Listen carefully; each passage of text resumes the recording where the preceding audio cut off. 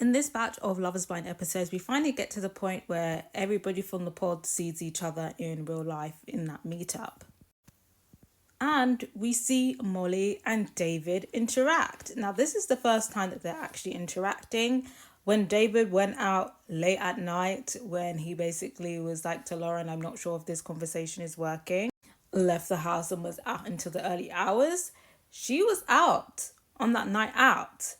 He told Lauren, oh yeah, I know that Molly was there, and someone was like, oh, should I introduce you both? And he was like, absolutely not. And she basically said the same thing to Lauren. Like, yeah, someone was like, Dave's over there. Do you want to go say hi? And she was like, absolutely not. But back to the pod meetup.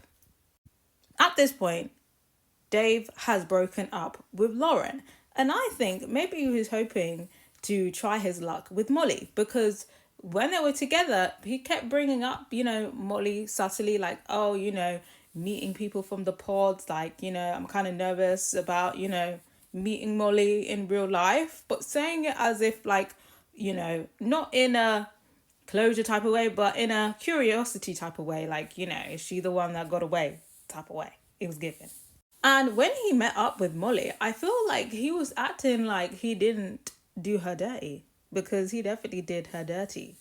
Because in the pods, he was basically telling Lauren and Molly the same thing about how they both were his number one, and he wants to be with them and be engaged to them. But then obviously he ended up getting engaged to Lauren and dumping Molly and then gaslighting her when she's like, well, what about you saying that you are my number one? And he's basically like, no, I didn't. So he's meeting up with her completely forgetting this, like a true narcissist. And immediately he starts venting about his relationship with Lauren and, basically insinuating that the reason why they broke up is because of Lauren and not him. She was the one with a boyfriend. And that made things difficult. And he had the treat to be like, usually when my relationships break down, it's because of me. But this time it wasn't even my fault. And he thought Molly was going to back him. No, he got the wrong one. He got the wrong one because Molly clocked him and she checked him and was basically like, he was a friend with benefits and it shouldn't have mattered. Like, Lauren didn't do anything wrong. It was you that was in the wrong. And David is shocked. He's shocked that he's being checked because everybody else, his boys, they're all like, oh, you did the right thing. Like, you can't force it. You're not the bad guy in this situation. All his bros are backing him up because they're probably all trash. The fact that all the boys, when David broke up with Lauren, were just like, nobody checked him on his treatment of Lauren was wild. But checks out and makes sense, unfortunately.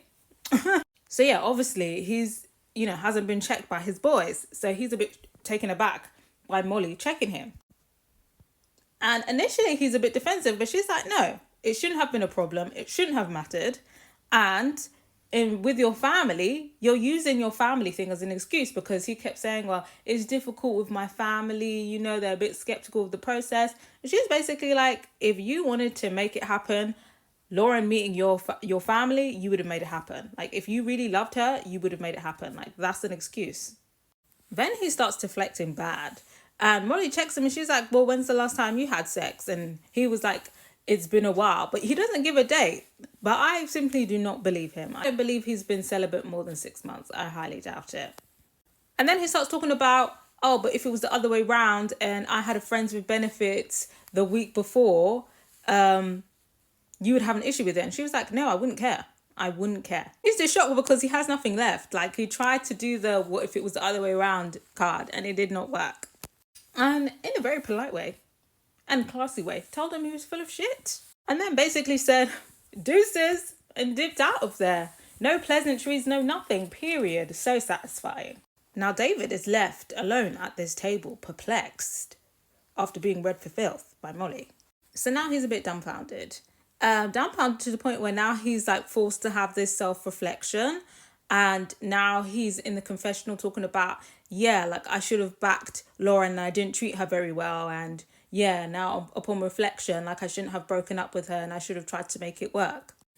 And then the shady ass producer or whoever's behind the camera basically asks him if he's told his sister that him and Lauren have broken up.